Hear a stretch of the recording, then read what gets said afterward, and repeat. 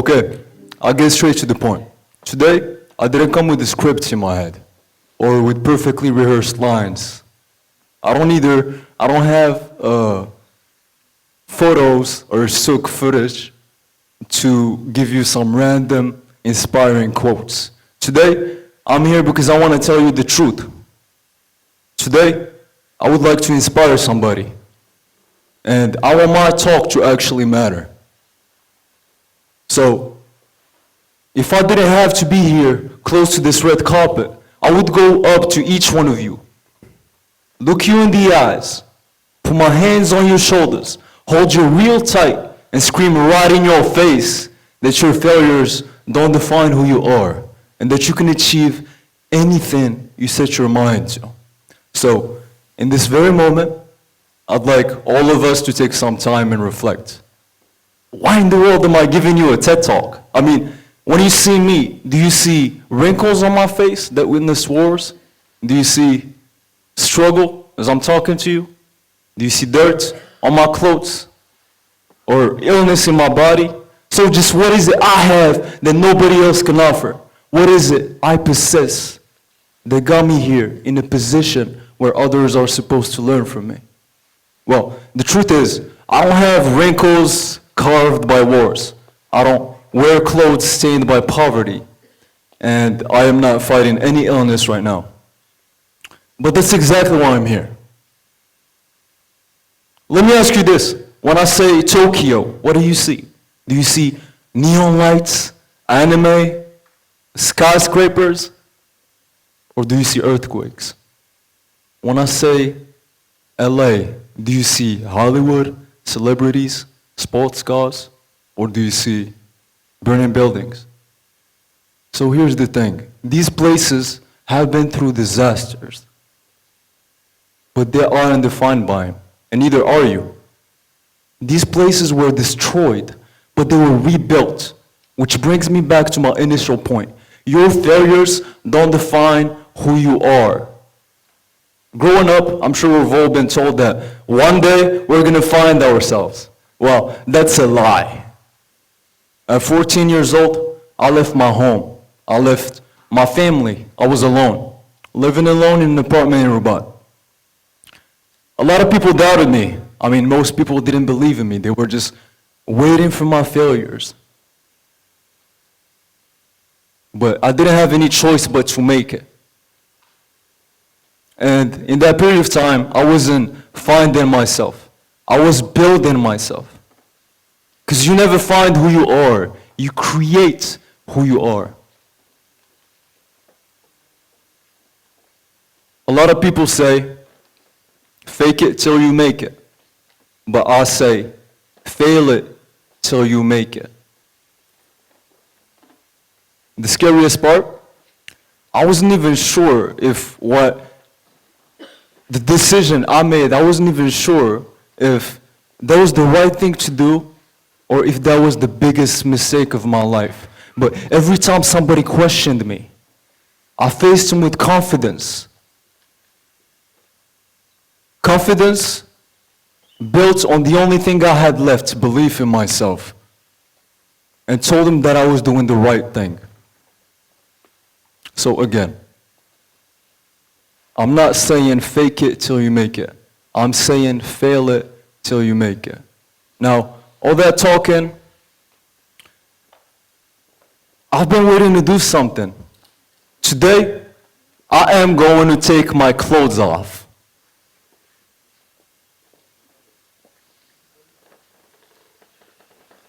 Relax, I am not talking about these clothes.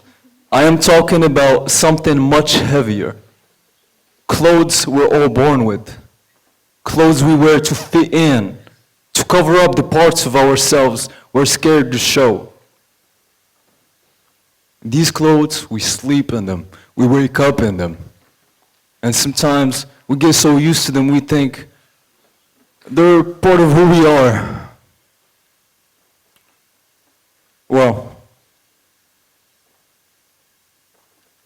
at some point, you're going to have to take these layers off and be vulnerable. Talk your soul out. For the longest time, I thought that being vulnerable was a weakness, that being strong meant to stand tall like if nothing was ever wrong. Well, I was wrong. Because being vulnerable is the strongest thing somebody could ever do. Something I always say is, when you stop being who you're supposed to be, when you stop being the person people expect you to be, you leave room for who you can be, for who you are. So please, take a moment and think with me. When was the last time you were vulnerable? When was the last time you talked to someone about your struggles? That could be a changing point. Think about it. When was the last time you talked to someone about your problems? At 12 years old, right before I left home, I was diagnosed with a mental illness. I had schizophrenia, social anxiety, and chronic depression. See, these illnesses aren't just something you can recover from. These illnesses, most people deal with them their whole lives. And that stops you from doing basic things like talking to a stranger, being on stage in front of an audience, giving somebody a compliment. Miss, I am blinded by these lights, but your beauty is blinding me the most. Yes, you. And I want you to know that I wasn't born this way. I didn't just wake up someday and I was like, okay, today I'm 14, I'm gonna leave my home. I'm gonna leave my family, my comfortable bed. I'm gonna do that today. It built up. Where I'm from, a small town in the high Atlas Mountains called Midat. That's a small town lost literally in the middle of nowhere. And that town gave me a feeling growing up. A feeling of frustration, of being unseen, of being unheard. I was tired of the dreams I had to give up on just because I was from a small town. And throughout one of the hardest times in my life, I once told my friend Nina, when I'm done with this, I want nobody to ever know that I've been through all this hardship. I want to walk in a room full of people without anybody ever telling that I struggled. But then what she said hit me hard. She said, Roy, you're being selfish. Because what you've been through, not a lot of people have been through. What you have, you could inspire somebody with. And she was right. She told me that not everybody has a gift of inspiring. Not everybody can inspire people. Not everybody can change somebody's mind. And if I keep holding myself back, I could be holding something bigger than that, and that would be changing somebody's life. I could be giving somebody the help I never got.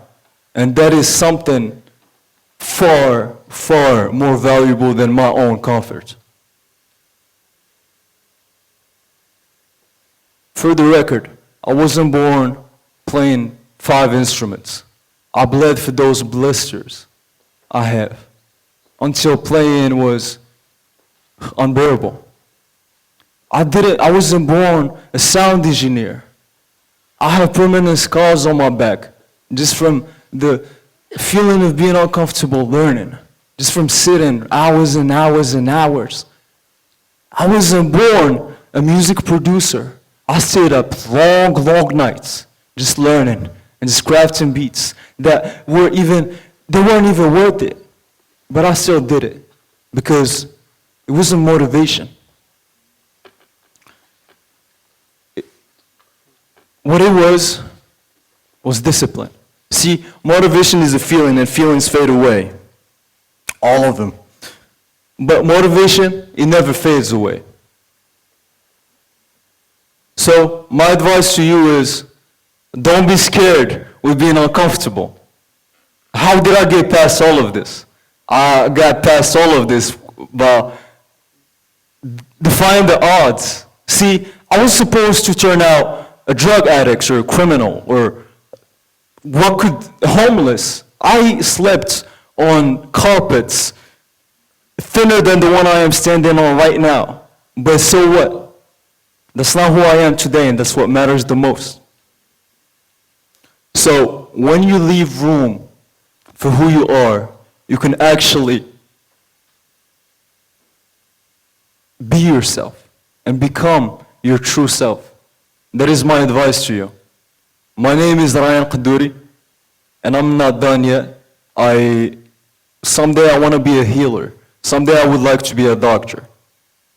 And today I'm a second-year medical student. And I want you all to know that you can still improve. You can still do things. Doesn't matter if you've never done anything in your whole life. Doesn't matter if you're 30, you're in your mom's basement. It doesn't matter. Just take action and don't let your failures define you.